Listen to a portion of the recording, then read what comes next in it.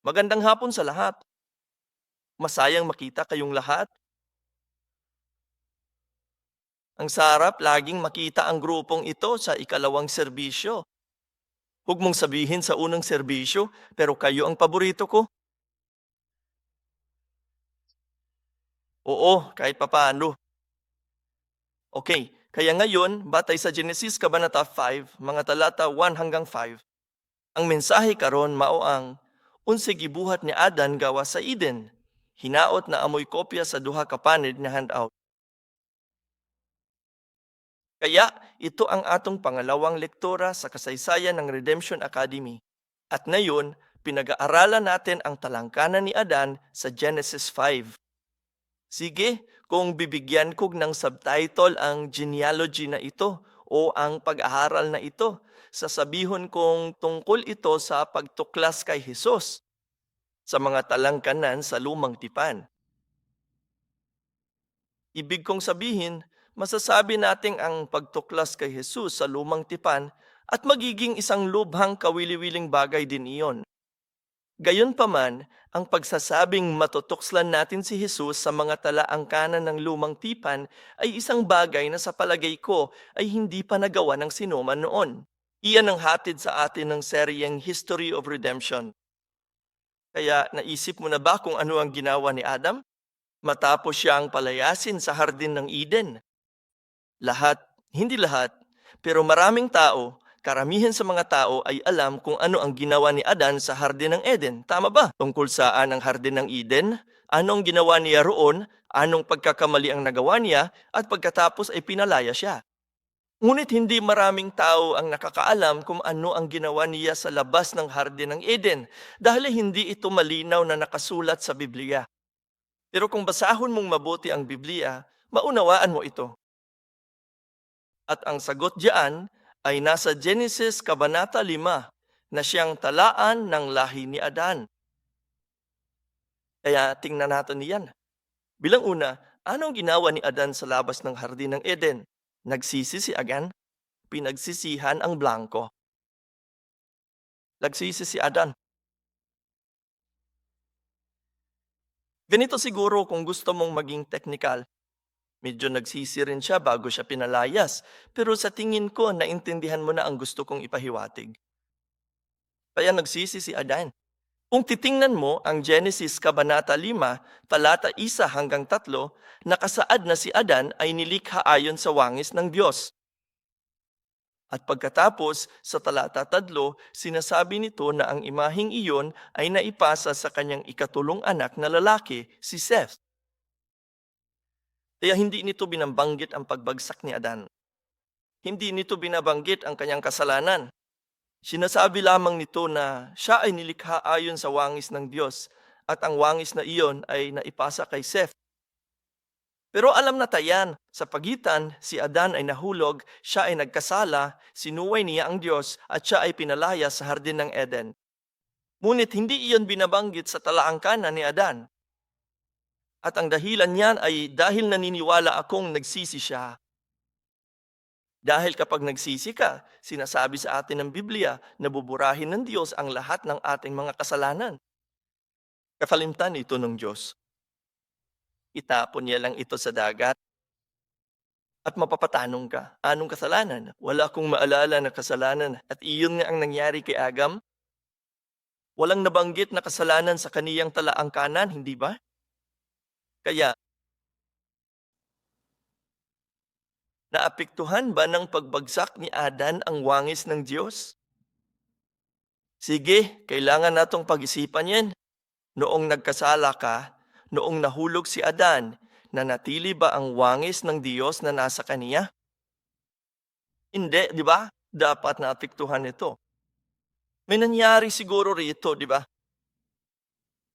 Ngunit, ang nangyari ay dahil nagsisi siya, ang wangis ng Diyos sa kaya ay nabago. Iyan ang blanco doon, ni Renew. Kaya pag-usapan natin ito. Ano ang wangis ng Diyos?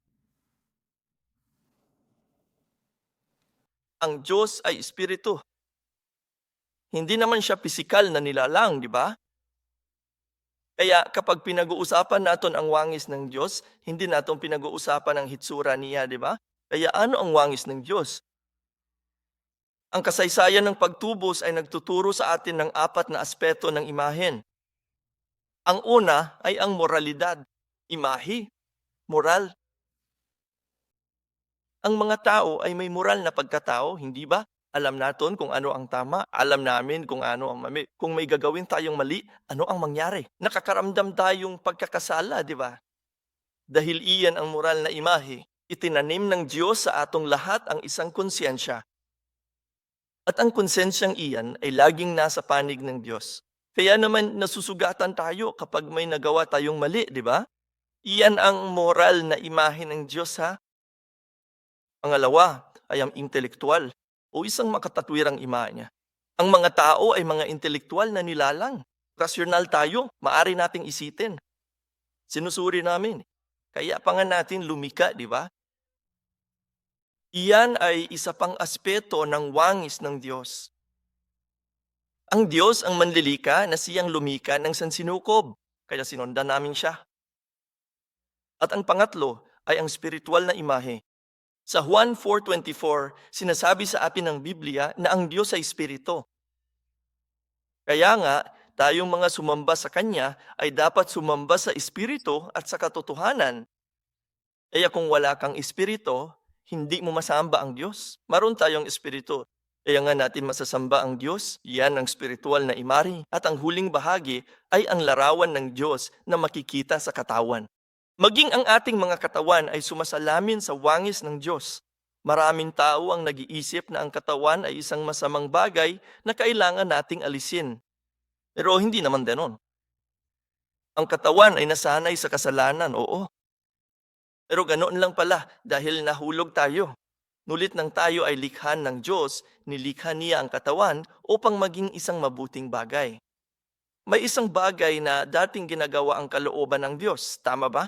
Para sa kabutihan ug mga kasangkapan niya katuwiran. Kaya ang tanong na dapat nating itanong ay ito. Bilang mga taong nagkasala, taglay pa rin ba natin ang wangis ng Diyos o wala na? Sa tanaw ninyo, pagkahulog ni Adan, unsay nahitabo sa iyang dagway. Isip mga makasasala, magtotoo man o dili, lakip ang mga wala nagatuo sa Dios o kang Hesus, na apa ba ang dagway sa Dios nila? Tingnan ang apat na bagay na ito. Ano sa tingin mo? Ang sagot ay oo at hindi. Mayroon silang mga larawang ito, ngunit sila ay tiwali. Kaya imaheng moral, may moralidad ba ang mga hindi mananampalataya? Oo.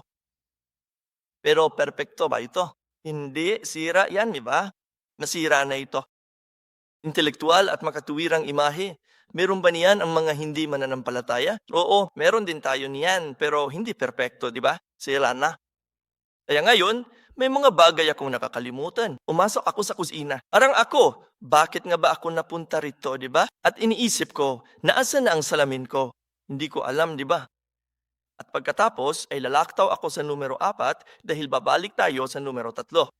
Ang larawan ng Diyos na makita sa katawan ay naroon pa rin. Kaya nasa atin pa rin ang wangis ng Diyos, ngulit ito ay nasira na. Gayon pa man, ang numero 3 ang siyang magpapasya. Ito ang naiba. Bilang mga makasalanan, kapag ikaw ay nagkasala nang si Adan ay nahulog, ano ang nangyari? Nilisan siyang espiritu ng Diyos. Ang spiritual na kamatayan ay unang dumating sa kanya. Kaya sa Genesis 6, talata 3, ganito ang sinasabi, nang magpagayoy sinabi ng Panginoon, ang aking espiritu ay hindi mananahan sa tao magpakailanman sapagkat siya ilaman. Ang kaniyang mga araw ay magiging 120 taon. Kaya ito ang tinutukoy ng Diyos tungkol sa mga tao bago ang paghatol sa pamamagitan ng baha. Nang makita ang Diyos ang mundo, nakita niya kung gaano ito kasama, kung gaano ito puno ng kasalanan. At ngayon ay sinasabi niya ang katotohanan ng nangyari pagkatapos mahulog si Adan. Nang magkasala si Adan, ano ang nangyari? Umalis ang Espiritu ng Diyos dahil ang makasalanang tao ngayon ay laman lamang. Patay na ang kanilang espiritu. Sige, kaya ibig sabihin yan ay may pulog nito ang mga hindi mananampalataya. Tatlong imahe, moral, intelektual, at ang imahe ng Diyos na makikita sa katawan, ngunit may isang bagay silang nawawala na adsiyang espiritual na imahe. Kung hindi ka naniniwala sa Diyos, ang espiritual na imahe ng Diyos ay wala sa iyo. At paano mo mababawi iyon? Paano iyong nabawi ni Adam? Nabawi niya ito sa pamamagitan ng pagsisisi. Kaya tingnan natin ang mga gawa, Kabanata 2, talata 38. Sinasabi nito, sabi ni Pedro sa kanila, "Mangdagsisi kayo at ang bawat isa sa inyo ay magpabautismo sa pangalan ni Hesukristo para sa kapatawaran ng inyong mga kasalanan at tatanggapin ninyo ang kaloob ng Espiritu Santo." Ang Espiritu Santo, bahagi iyan ng Diyos na may tatlong persona, tama ba? Tinatanggap mo ang Espiritu ng Diyos. Pinangtanggap mo ang Diyos mismo sa iya. Iyang ang larawan o Diyos. Iyan ang espiritual na imahe ng Diyos, hindi ba? Kaya tanging ang mga tumanggap ng Ebanghelyo kay Kristo at nagsisi ang may espiritual na imahe sa kanila. Amen. Ang lahat ng iba ay may moral na imahe, intelektual na imahe, imahe sa katawan, ngunit wala silang espiritu. Kaya, ang linyang iyon doon, gayon pa man, ang pagsisisi ay nagpapanibago sa espiritual na imahe. Yan ang blanco. Espiritual na imahe ng Diyos. Okay? Sige. Susunod na punto, numero 2. Ano ang tunay na pagsisisi? Ano ang pagsisisi? Kaya ang pagsisisi ay hindi lamang basta pagkaramdam na kalungkutan. Hindi ito basta-bastang panhinginayam. May nagawa kang mali, pasensya na, masama ang loob ko. Hindi ko dapat ginawa iyon. Ang pagsisising iyan ay hindi pagsisisi. Ayon sa Biblia, ang pagsisisi ay dapat kasama ang buong pagkatao na siyang ano? Kasama ang ating talino, ang ating emosyon, at ang ating kagustuhan. Ito ang bumubuo sa buong pagkatao, tama ba? Tayo ay intelektual, tayo ay emosyonal, tayo ay mga nilalang na may kusang loob. Kailangan magsama-sama ang tatlong bagay na ito upang maganap ang tunay na pagsisisi. At isa pa, ito ay isang mahalagang bahagi rito. Ang tunay na pagsisisi ay dapat na maging tugon sa pagpapahayag ng salita ng Diyos. Kaya hindi lang ikaw ang nagsisisi sa ginawa mo. Nagsisimula ang pagsisisi kapag dumating sa iyo ang salita ng Diyos. Naririnig mo ito at napagtanto mo kung ano ang iyong nagawang mali at ito ay magpapahamak sa iyo. Iyan ang simula ng pagsisisi. Kaya ito, ang pagsisisi ay palaging pinasisimulan ng Diyos, hindi ng akong sarili. Okay? Kaya ibig sabihin yan ay kailangan natin ang biyaya ng Diyos para makapagsisi. Kaya halimbawa, si Judas Iscariote, tama ba? Ang traidor. Sinasabi ng Biblia sa Mateo 27, talata 3 na pinagsisihan niya ang pagbibenta kay Jesus. Masama ang loob niya kalaunan, di ba? Gusto niyang iuli ang kwarta kay sadaan siya og nagbasol. Pero matud sa Biblia, dili to tinuod nga paghinulsol. Hindi ang Diyos ang nagpasimula nito. Kaya hindi siya binigyan ng Diyos ng biyaya upang tunay na makapagsisi. Iyan ang pagkakaiba, kaya ang pagsisisi ay pinasisimula ng Diyos sa pamamagitan ng kayang biyaya. Kapag dumating sa atin ang balita at ito ay tumatama sa ating puso at hinahatulan tayo nito, saka mo mapagtatanto, ito ang aking kasalanan, ito ang mali kong nagawa. At nakakaramdam kanyang pagkawasak sa iyong puso at ikaw ay dumaing sa Diyos at nagpasya kang magbago. Ayan ang pagsisisi. Kaya ganoon ang nangyari kay Adam. Sige, kaya tingnan natin yan. Una sa lahat, si Adan ay mayroong intelektual na pagsisisi sa kanyang isipan. Tama ba? Kaya, kapag tiningnan mo ang Genesis 3:12 narito, hindi pa siya nagsisi, di ba? Sinabi ng lalaki, Ang babaeng ibinigay mo upang makasama ko, siya ang nagbigay sa akin ng bunga ng punong kahoy at aking kinain. Kaya dito makikita mo na sinisisi ni Adan ang kanyang asawa at sinisisi ang Diyos. Diyos ko, bakit mo ako binigyan na asawang ito? May isa pang batang babae diyon. Hindi, wala. Anyway, kaya nga sinisisi niya ang asawa niya, di ba? Kaya hindi siya nagsisi sa puntong ito. Pero ang sumunod na nangyari, may nalaktawan ba akong blanko? Oo, sa ibabang bahagi ng unang kahina, kaya ang tunay na pagsisisi ay nagsisimula sa pagbabago ng pag-isip ng isang tao at dumaan sa emosyonal na pagbabago at nagbubunga sa pamamagitan ng masusing pagbabago ng kalooban. Okay, iyan ang blanko. Kalooban. Okay? Kaya sa Genesis 3:12, hindi pa nagsisi si Adan. At pagkatapos, sa Genesis 3:15, ipinahayag ng Diyos ang tinatawag niya proto-ebanghelyo. Huwag mong hayaang matakot ka sa salitang ito. Ang ibig sabihin ng proto ay una lamang. Kaya ito ang unang pagkakataon na ipinangaral ang ebanghelyo. Sinasabi nito, at maglalagay ako ng alitan sa pagitan mo at ng babae, at sa pagitan ng iyong binhi at ng kaniyang binhi, dudurugin kaniya sa ulo, at iyong dudurugin siya sa sakom. Kaya rito, kapag pinag-uusapan natin ang tungkol sa kanyang binhi, ang binhi ng babae, iyan ay isang propesiya tungkol kay Hesukristo. Darating ang binhi ng babae at dudurugin ang ulo ng hahas. Iyan si Jesus. Ito ang unang pagkakataon na si Jesus ay hinulaan at ipinangako sa Biblia sa Genesis 3:15. Ngayon, narinig ito ni Adam. At sino ang babae rito? Ang asawa lang ni Adam ang babae rito sa oras na ito, di ba? Kaya pag-isipan mo ito, bago pa sinisisi ni Adam ang kamiyang asawa. Kasalanan niya yon, pinakaon niya ako. Nagdala siya kamatayan sa aking pamilya. Ngunit sinabi ng Diyos, hindi, ang kaniyang inapo ang magiging Mesiyas. Daratang siya at ililigtas kayo. At nang marinig ito ni Adan, ano ang sinabi niya? Sa tingin mo ba, Aniya, ano ang pinagsasabi mo, Diyos ko? Siya ang problema, kailangan ko siyang palayasin. Hindi niya sinabi yon, di ba? Naniwala si Adan sa salitang ito. Naniwala siya sa proto-ebanghelyo. Kaya paano pa natin laman na naniwala siya? Sa Genesis 3:20, binago ni Adan ang pangalan ng kaniyang asawa. Sinasabi, ngayon tinawag ng lalaki ang pangalan ng kanyang asawa na Eva sapagkat siya ang naging ina ng lahat sa mga nabubuhay.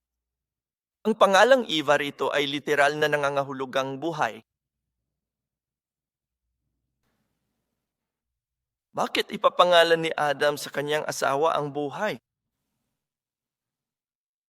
Dahil naniwala siya sa sinaunang ebanghelyo, ang bagong buhay na iyon ay darating sa pamamagitan niya dahil ang Mesiyas ay magiging isang inapo niya.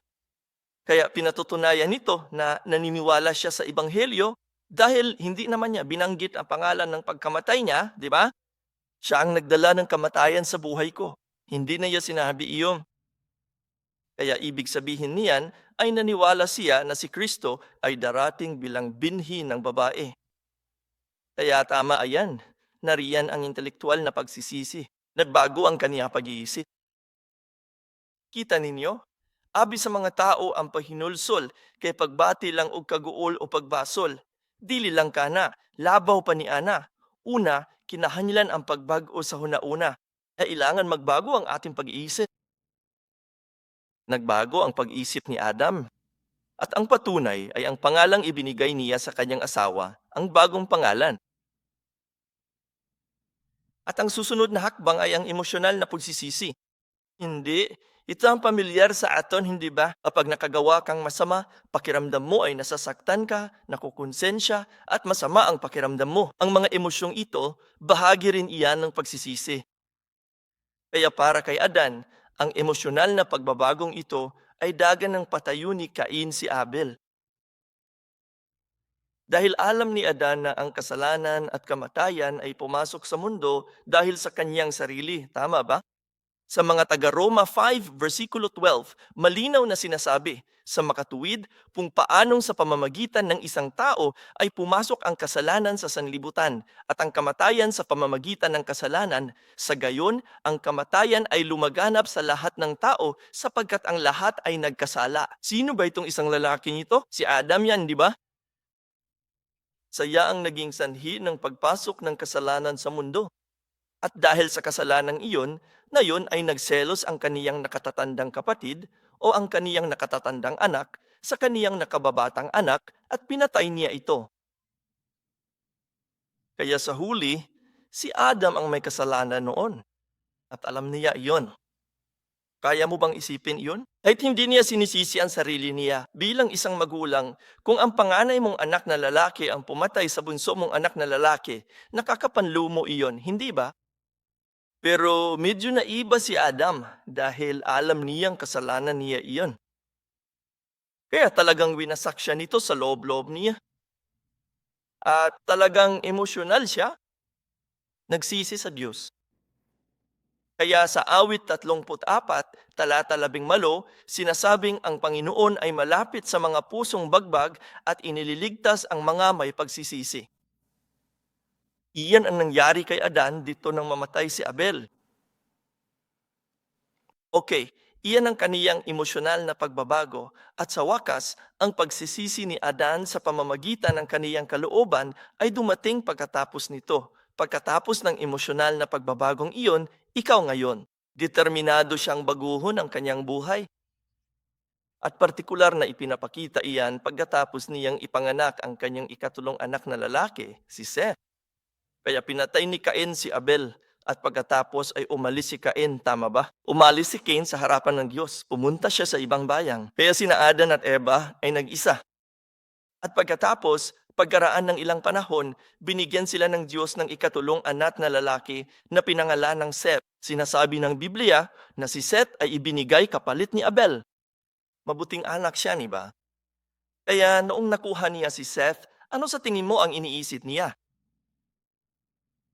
Kita mo, bago kay Adam ang lahat ng ito, di ba? Dahil kakaalis lang niya sa hardin ng Eden. Bagong-bago ang mabagay na ito. Kaya napagtanto niya na ang kasalanan ay naipapasa sa kayang mga anak. Tama ba? Dahil si Cain ay isang makasalanan. Ngunit ang pananampalataya ni Adan ay hindi otomatikong naipasa kay Cain. Kaya ngayong kasama na si Seth, napagtanto niya ito, kaya iba ang gagawin niya. Determinado siyang gawin para ituro ang salita kay Seth, para maipasa ang salita kay Seth, at para maipasa ang pananampalataya kay Seth para hindi na maulit ang ganitong trahedya sa kanyang pamilya. Ayan ang pagbabago ng kanihang kalooban. At iyan ay inihayag sa talaangkanang ito sa Genesis Kabanata 5. Okay, ang pangalawang punto, ang ginawa ni Adan sa labas ng hardin ng Eden. Ipinangkaral ni Adan ang salita ng Diyos at ipinamana ang kanyang nabawing pananampalataya sa kanyang mga inapo. Ipinangaral ni Adan ang salita.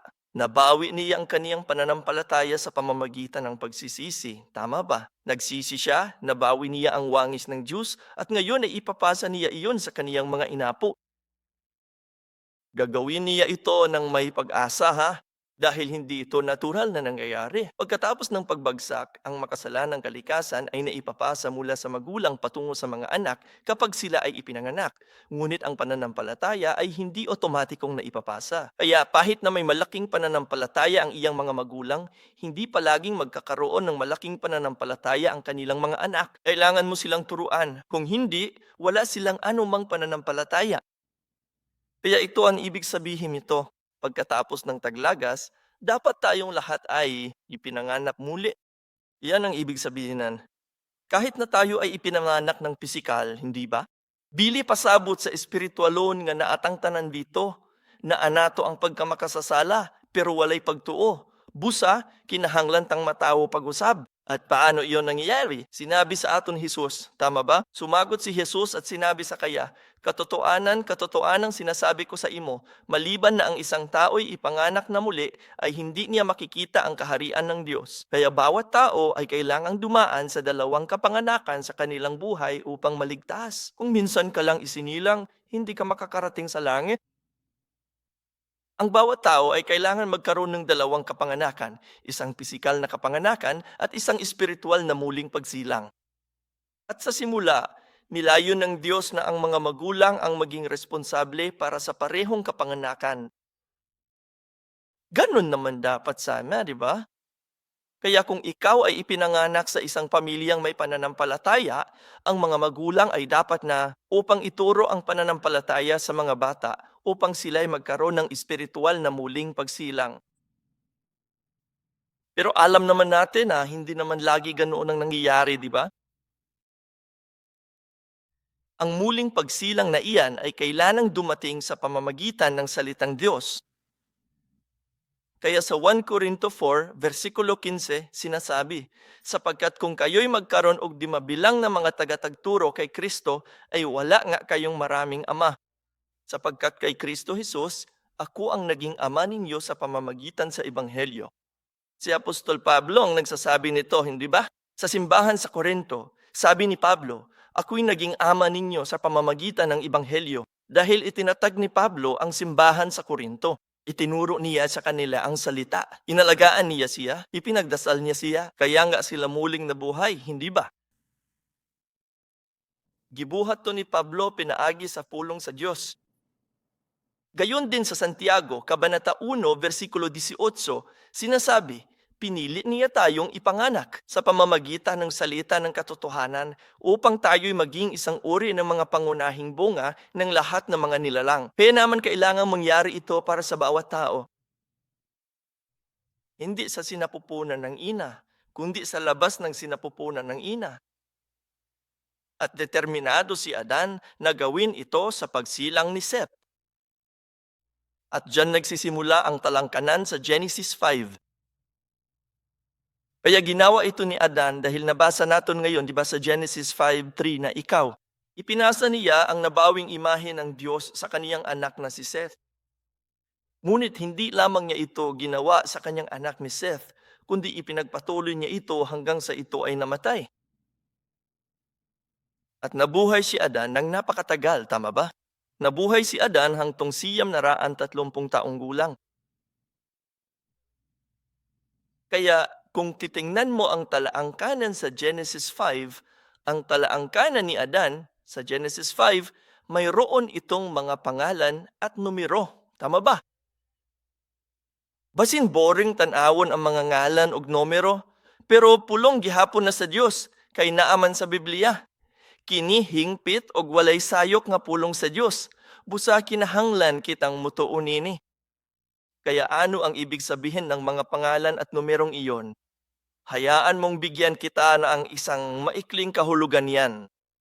Kaya kung titingnan mo sa ilong balangkas, mayroon kang chart ng talaangkanan ni Adan. Sinasabi na si Adan ay 130 taong gulang nang ipanganak niya si Seth. Si Seth ay 105 taong gulang nang ipanganak niya si Enos. 90 katuig si Enos sa pagkatao ni Kenan. 70 si Kenan sa pagkatao ni Mahalaleel.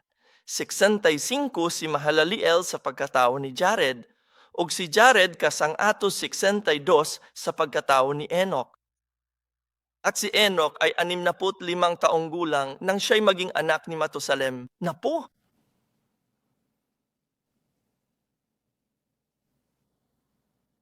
Hindi kayang tanggapin ng iPad ang mga numerong ito. Anong mangyayari dito?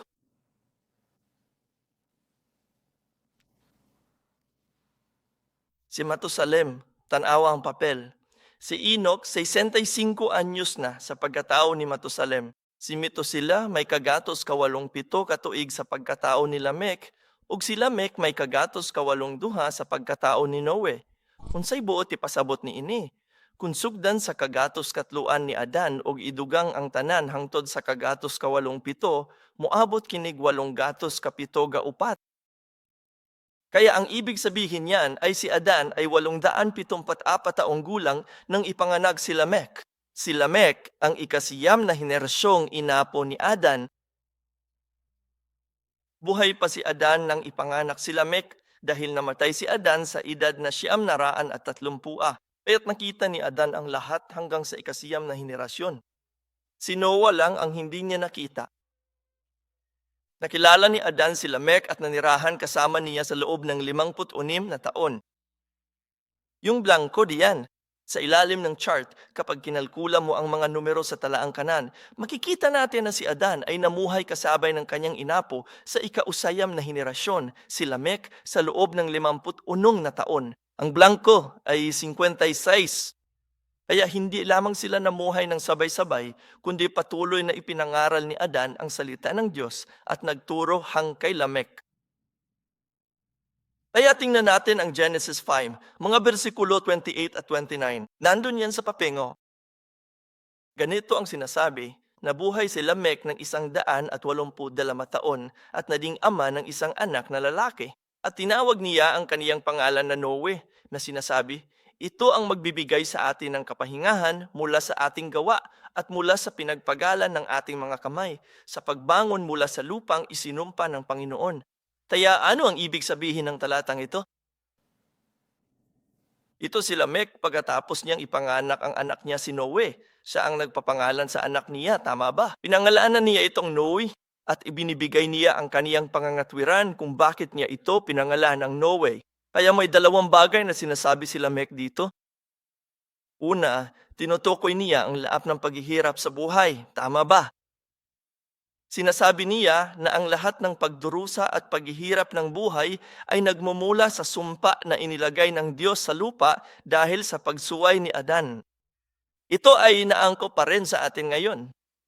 Maraming tao ang nag-iisip, bakit ba ang daming masasama ang nangyayari sa mundo? Bakit napakaraming kasamaan at pagdurusa? Bakit ba ang daming sakit sa buhay? Kung ang Diyos ay isang mabuting Diyos, bakit niya hinayaan itong mangyari? Hindi ang Diyos ang may gawa nito, kundi kasalanan natin ito. Lahat ng ito ay daon sa pagbagsak ng tao at iyan ang sinasabi ni Lamek dito. Dahil yan sa sumpa na nasa lupa, di ba? At saka ang pangalawang sinasabi niya ay umaasa siyang si Noe ang taong magpapalaya sa atin mula sa sumpang iyon. Tama ba? Sabi niya, ito ang magbibigay sa atin ng kapahingahan mula sa ating gawain at sa ating paghihirap, mula sa lahat ng kahirapan sa buhay. Ang anak na ito ang magbibigay sa atin ng kapahingahan. Kaya saan niya nakuha ang dalawang ideyang ito? Ginugunita lang ba ito ni Lamek? Siya ang nakaisip nito.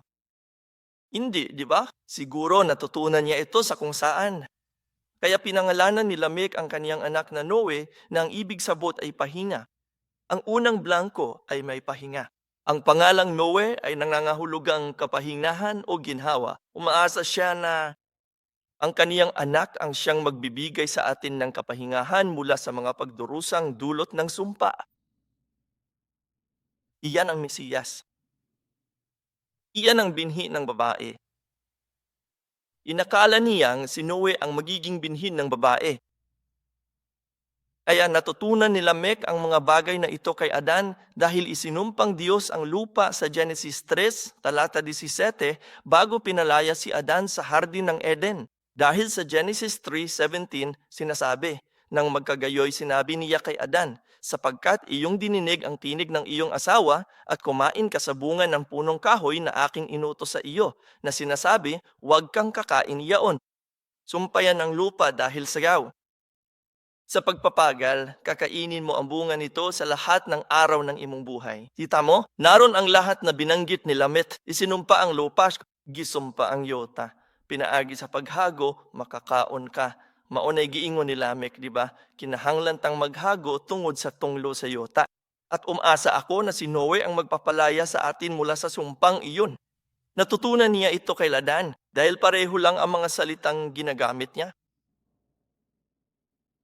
Sa Genesis 3:5, ang Dios miingon, magbutang kog panag-away kanimo ug sa babaye ug sa inyong mga kaliwat. Dugmokon niya ang imong ulo ug paakon nimo ang iyang tikod.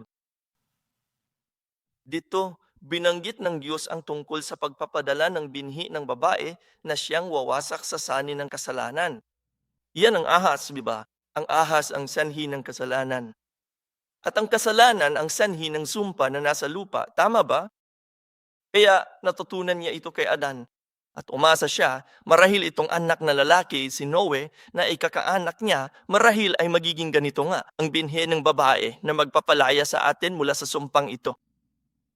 Kaya inaamin niya ang dalawang bagay na ito habang pinapangalanan niya ang kanyang anak. At ang dalawang bagay na iyon ay nagsiwalat sa atin na si Lamek ay tiyak na nakilala at natuto kay Adan dahil wala nang ibang makapagturo niyan sa kanya.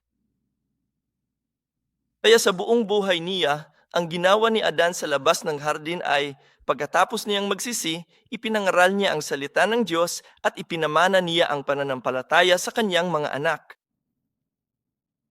At ang pangunahing nilalaman ng mensaheng itinuro niya sa kanila ay ito, na daraptong ang Mesiyas. Ang binhi ng babae ay darating upang palayain tayo mula sa sumpang ito.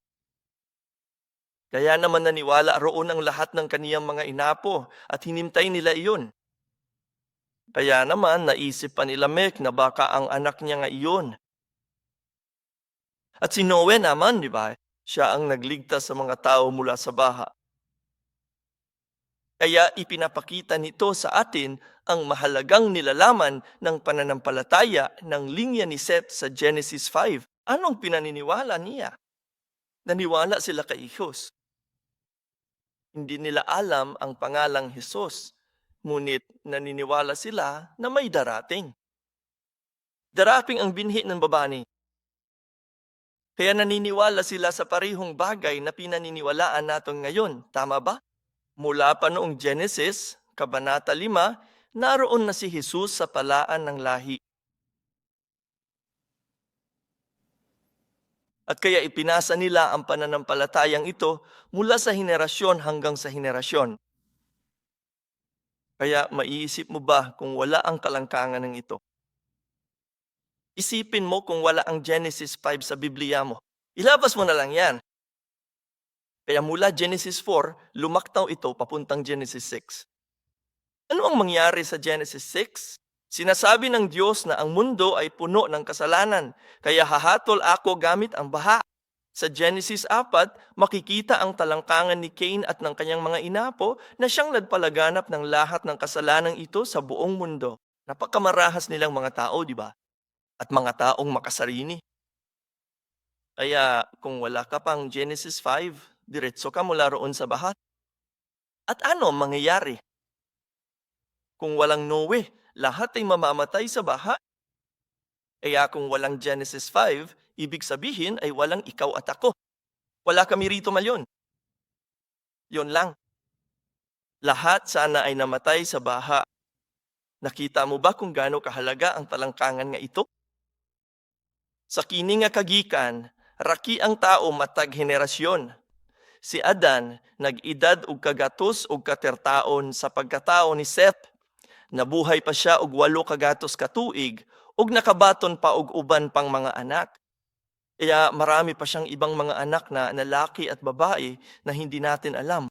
Naasan sila? Si Seth lang ang nagsimba. At pagkatapos ay naging anak ni Seth si Enos at pagkatapos ay nagkaroon din siyang iba pang mga anak na lalaki at babae. Si Enos lang ang nagsimba hangtod kang Lamek nga amahan ni Noe. Nakabaton pa siya og uban pang mga anak. Ibig sabuhin, may mga kapatid na lalaki at babae si Noe. Nasa loob ba sila ng karka? Hindi, di ba? Sino ang nasa loob ng arka? Si Noe lamang ang kanyang asawa, ang kanyang 3 anak na lalaki, at ang kanilang mga asawa. 8 tao, iyon lang. Wala sa loob ng arka ang mga kapatid ni Noe. Kaya ipinapakita nito sa atin na isa lamang ang tao sa bawat henerasyon na tumanggap ng pananampalatayang ito at pagkatapos ay ipinasa ito sa susunod na henerasyon. Kaya naisip ko ang talaangkanan sa Genesis 5 na parang ganitong mahigpit na lubid sa pagitan ng dalawang matataas na gusali.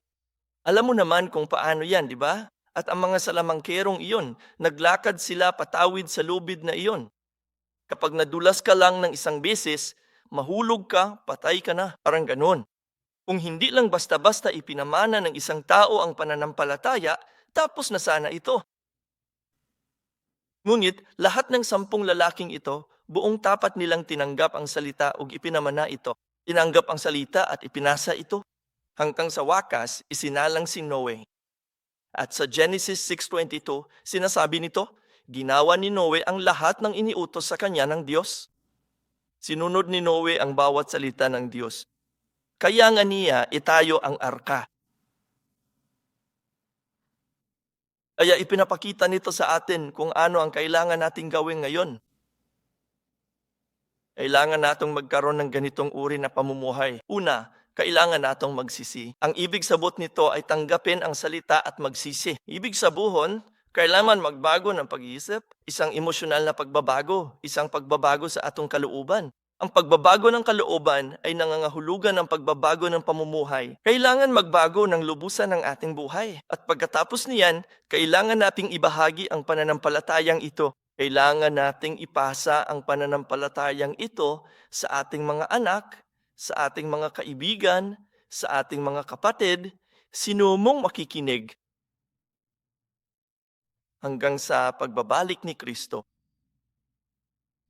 Kaya bilang konklusyon, ang kalaangkanang ito ay isang buod, S-U-M-M-A-Y, buod ng buong kasaysayan ng pagtubos. Ayos ram?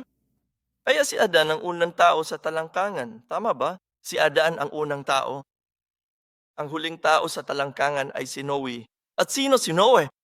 Sa imong papel, Mateo Kabanata Kaluhaan ug 4, bersikulo 3 ug 7, nag-ingon, kay ang pag-abot sa anak sa tao sama sa mga adlaw ni Noe. Si Noe naghulagway sa pagbalik ni Kristo sa iyang ikaduhang pag-abot. Pagbabalik ni Kristo, iyon ay paghuhukom.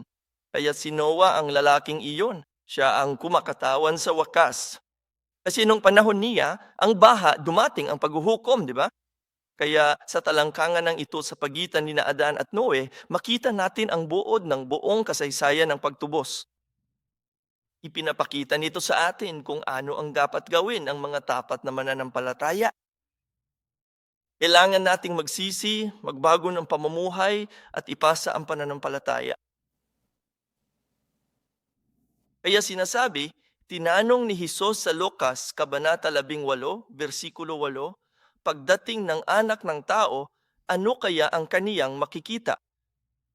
Ang blanko ay pananampalataya. Makakatagpo kayo sa ng pananampalataya. Sa lupa. Itinatanong sa atin ni Hesus ang tanong na ito. Kapag bumalik si Hesus, mayroon bang sino mang maniniwala?